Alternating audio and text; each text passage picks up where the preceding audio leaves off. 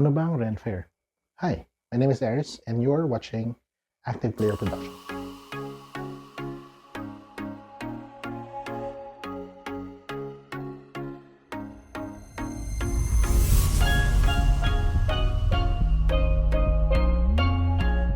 Nagpunta ako ng Baguio para umattend ng Ren Fair PH 2025. So ano ba ang Ren Fair or Renaissance Fair?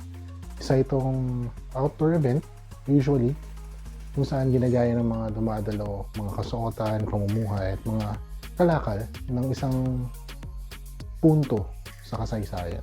Madalas medieval ang tema, pero this year may tema sa bawat araw ng Ren Fair. Pero bago yun, March 13, sumakay kami ng Victory Liner bus papuntang Baguio. Medyo nagkaroon lang kami ng konting aberya dahil merong kaming kasama na may dalang pet. Hindi nakasaad sa website ng Victory Liner na meron palang separate schedules ang mga pet-friendly nilang bus. Makikita mo lang ito sa terms of agreement or hindi siya naka-indicate sa website kung magbubook ka na pet-friendly yung bus mo or hindi. So, kailangan mong i-cross-reference sa website nila or sa Facebook page nila kung ano yung mga pet-friendly bus schedules. Nasabi rin ng kaibigan ko na taga Baguio na ang Joy Bus, na malapit lang din sa Victory Liner Cubao, ang Joy Bus, ang mga bus nila ay pet-friendly.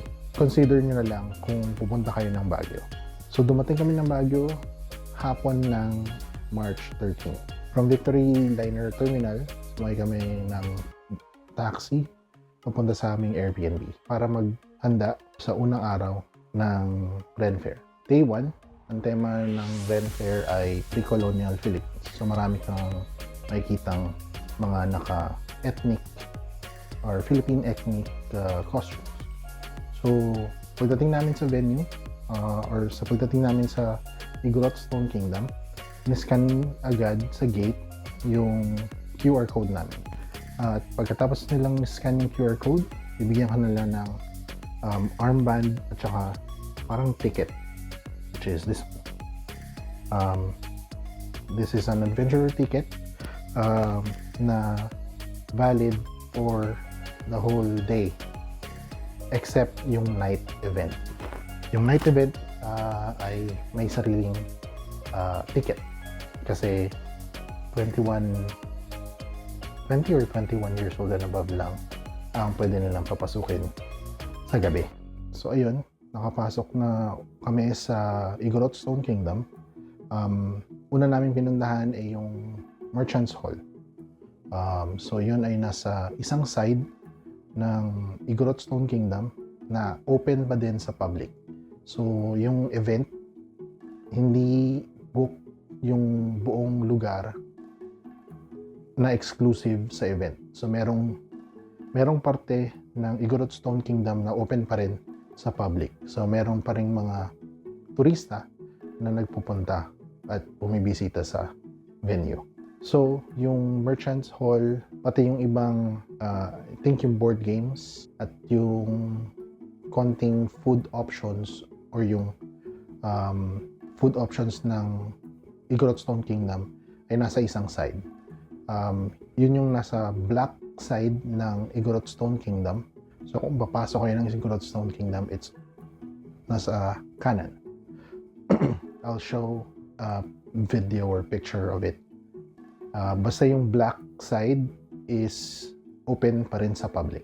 So, sa loob ng Merchants Hall, maraming mga nagbibentang mga items in theme or at least related sa Ren Fair. So, mostly like pins, may mga nagbibenta ng fantasy stuff, art prints, some costumes as well.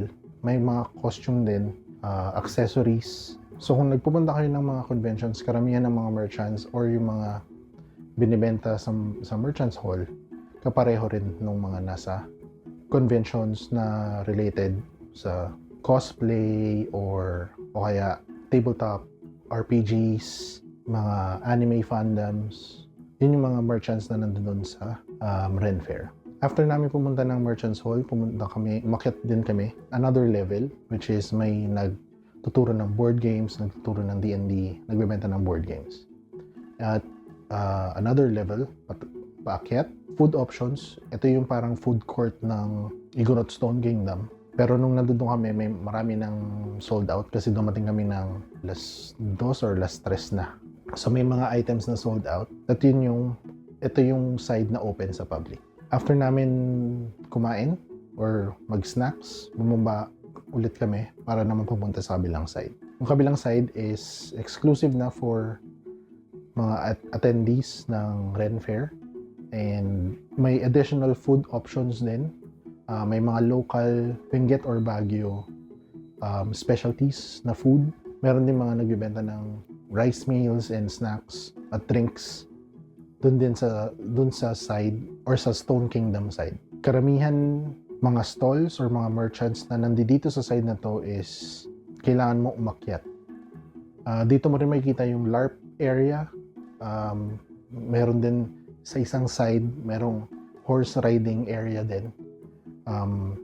Tapos, dito mo rin makikita yung restroom, which is hindi siya mga portalets. CR talaga siya for Igorot Stone Kingdom. After namin umikot ng konting pictures, umuwi na lang din kami. Hindi na kami nagpunta sa night event kasi may work pa kami nung gabi. So kinabukasan, day 2, ang tema ng Ren Fair ay Greek Gods and Mortals. So maraming mga naka-toga, pero marami pa rin na naka-fantasy theme.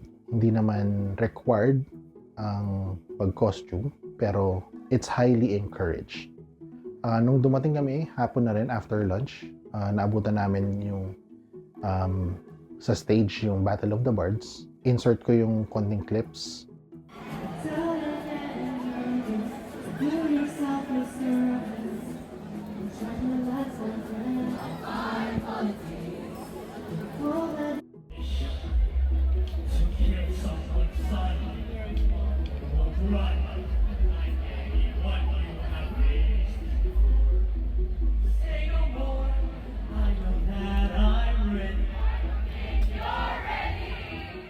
Okay naman yung audio or yung PA system nila. Rinig sa buong event area yung audio from the stage. Paminsan-minsan nagkakaroon ng issues, pero mabilis naman nilang naayos. Ako at yung isang kaibigan ko, meron kaming night tickets nitong araw na to or nung day 2, kaya nagstay kami for that. So at 5 o'clock, pinalabas lahat ng mga attendees except I think yung mga merchants. Lahat ng mga may tickets para sa gabi, pinalabas at alas 6, papapasukin sila ulit. Medyo matagal lang yung antay.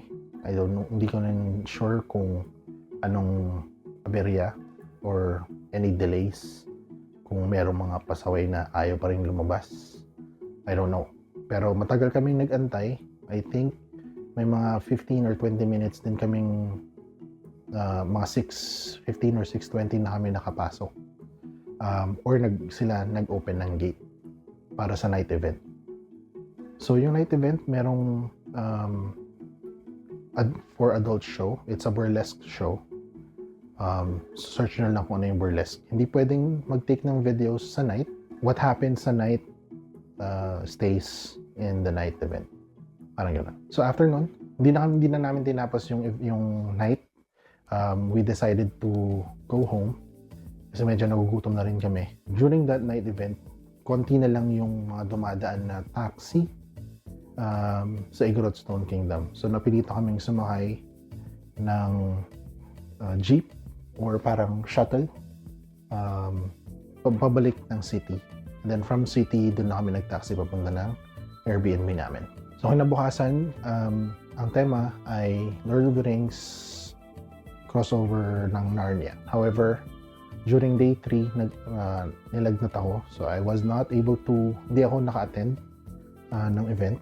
So nagpunta pa rin yung mga kaibigan ko. May mga nakita silang celebrity na nag-attend like Bogart the Explorer, Jujubee, I think. Yun yung sinabi nila. And then, again, similar event sa night, yung burlesque. And then after that, bumalik na rin sila sa Airbnb. All in all, the event was very good, very successful. I commend the organizers for the security. Marami kang makikitang marshal sa venue.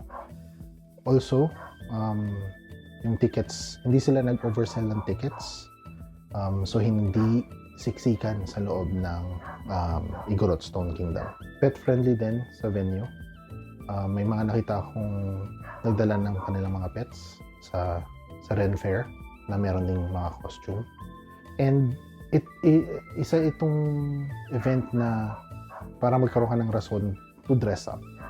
Isa itong event na pwede mong gawing excuse para magsuot ng costume. Pero again, according sa organizers ng Ren Fair, hindi naman siya required. Hindi ka required na magsuot ng costume sa event. It is highly encouraged. Kung familiar ka sa mga anime conventions or toy conventions, na majority ng mga attendees ay mga hindi naka-costume or naka-casuals. Dito, mas marami ang naka-costume kesa sa mga hindi. So kung naka-costume ka, hindi ka naman mahihiya na umikot-ikot sa venue, or hindi ka mahihiyang or hindi ka maiilang na ikaw lang yung naka-costume.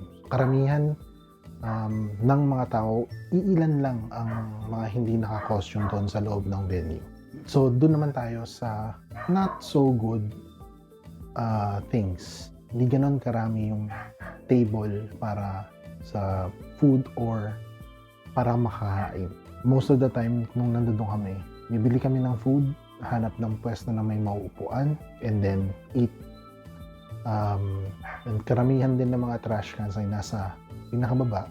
Take note na ang Igorot Stone Kingdom is hindi siya malawak, pero pataas siya. So, sabi nga ng host dun sa Battle of the Bards, ito yung 3-day, or hindi Battle of the Bands, I think sa first day. Ito yung 3-day leg day. So kadalasan ang ginagawa mo ay umaakyat. With that said, medyo hirap for accessibility. Medyo makikitid yung daan sa Igorot Stone Kingdom. Yung pagpaakyat ka ng sa mga like sa stage, kung papunta ka ng stage or papunta ka sa mga LARP areas, medyo mahirap siya for accessibility. Medyo makikitid yung daan or medyo matarik yung mga stairs. Another issue na napansin ko is for stage, yung seating sa stage. Medyo limited lang din yung seating nila for the stage. Swerte mo if you're able to, swerte mo kung isa ka sa mga nasa harapan ng stage or meron kang vantage point kasi nga mataas yung venue or pataas yung venue. May mga vantage point na pwede mo makita yung stage kahit medyo malayo ka. Good points, plus points na rin yung magandang audio or PA system nila. Isa pang issue is yung transportation sa gabi. So kung wala kang sasakyan papunta or nag-taxi ka papunta sa Igorot Stone Kingdom, pauwi, medyo agawan sa transpo. Or kailangan mo sumakay ng public transpo like jeep or yung shuttle service or shuttle na parang bus, minibus. Nabalita ako din sa mga friends ko na nung day 3, pauwi sila, kinailangan nilang parahin yung isang jeep na going the other way, hindi papuntang city. Pinara nila at pinakiusapan nila na bumiyahe pabalik ng city at doon sila sumakay. Kung dito man ulit yung venue for next year's Ren Fair, sana medyo maayos nila ng konti. Otherwise, some tips, marami ako nakita doon na nagdadala ng blankets or banig para meron silang maupuan. Also, sunscreen. Kahit malamig sa Baguio, pwede ka pa rin magkaroon ng sunburn. Lalo na at mas malapit ka sa araw since nasa mataas kang lugar. So yun lang. Next year, handa na, hindi ko na kailangan mag-spend ng mas marami since ready na yung mga costume ko for Ren Fair. Maybe konting alterations or medyo special, for special themes na lang siguro. Pero sa pagpunta ko next year, kung meron man, sana meron. Ready na ang costumes ko. Yun lang din yung medyo, if it's your first time, siguro gagastos ka for your costumes. And everyone na nandun sa is very polite. Wala naman nabalita ang nag-away or nagkaroon ng aberya. Thank you sa pagpanood ng video. Kung magustuhan mo yung video, you can click like, hit subscribe. More videos to come. So, kung nagpunta ba kayo sa Ren Fair 2025? Pupunta ba kayo ulit sa Ren Fair next year? What are other tips na pwede nyong ibigay sa mga first-timers pupunta next year? Again, my name is Aris from Active Player Productions. Have a great day.